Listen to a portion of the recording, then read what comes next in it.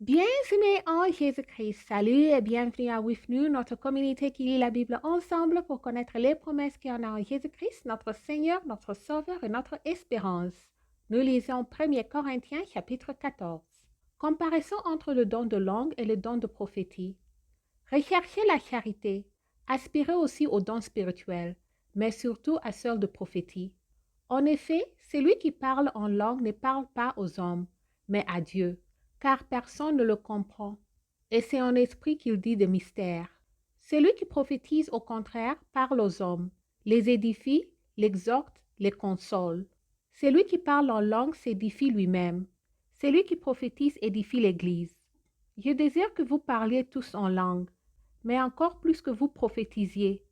Celui qui prophétise est plus grand que celui qui parle en langue, à moins que ce dernier n'interprète, pour que l'Église en reçoive de l'édification.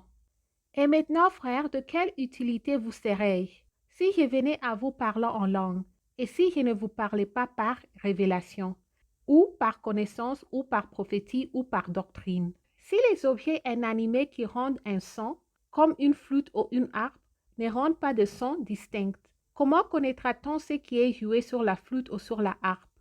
Et si la trompette rend un son confus, qui se préparera au combat? De même vous, si par la langue vous ne donnez pas une parole distincte, comment saura-t-on ce que vous dites? Car vous parlez en l'air. Quelque nombreuses que puissent être dans le monde les diverses langues, il n'en est aucune qui ne soit une langue intelligible.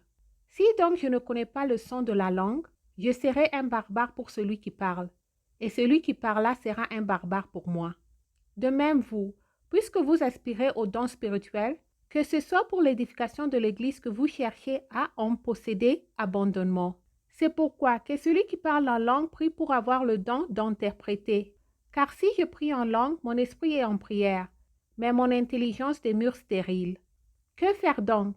Je prierai par l'esprit, mais je prierai aussi avec l'intelligence. Je chanterai par l'esprit, mais je chanterai aussi avec l'intelligence. Autrement, si tu rends grâce par l'esprit, comment celui qui est dans le rang de l'homme du peuple répondra-t-il Amen à ton action de grâce, puisqu'il ne sait pas ce que tu dis? Tu rends, il est vrai, d'excellentes actions de grâce, mais l'autre n'est pas édifié. Je rends grâce à Dieu de ce que je parle en langue plus que vous tous. Mais dans l'Église, j'aime mieux dire 5 paroles avec mon intelligence, afin d'instruire aussi les autres, que 10 000 paroles en langue. Frères, ne soyez pas des enfants sous le rapport du jugement, mais pour la malice, soyez enfants, et à l'égard du jugement, soyez des hommes faits. Il est écrit dans la loi, c'est par des hommes d'une autre langue, et par les lèvres d'étrangers que je parlerai à ce peuple. Et ils ne m'écouteront pas même ainsi, dit le Seigneur. Par conséquent, les langues sont un signe, non pour le croyant, mais pour le non-croyant.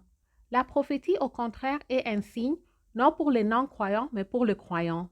Si donc dans une assemblée de l'Église entière, tous parlent en langue, et qu'ils surviennent des hommes du peuple ou des non-croyants, ne diront-ils pas que vous êtes fous?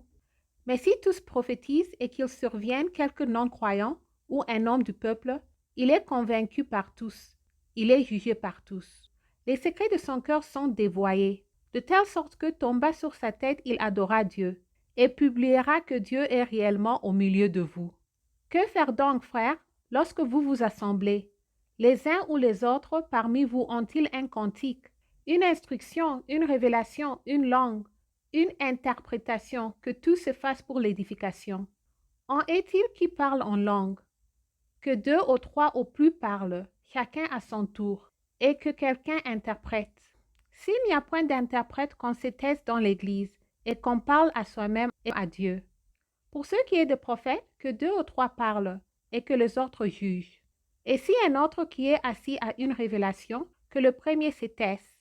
Car vous pouvez tous prophétiser successivement, afin que tous soient instruits et que tous soient exaltés. Les esprits de prophètes sont soumis aux prophètes, car Dieu n'est pas un Dieu de désordre, mais de paix, comme dans toute l'Église de saints. Que les femmes se taisent dans les assemblées, car il ne leur est pas permis d'y parler, mais qu'elles soient soumises selon que le dit aussi la loi. Je tourne la page. Si elles veulent s'instruire sur quelque chose, qu'elles s'interrogent leur mari à la maison, car il est malsain à une femme de parler dans l'Église. Est-ce de chez vous que la parole de Dieu est sortie? Ou est-ce à vous seul qu'elle est parvenue? Si quelqu'un croit être prophète ou inspiré, qu'il reconnaisse que ce que je vous ai écrit est un commandement du Seigneur.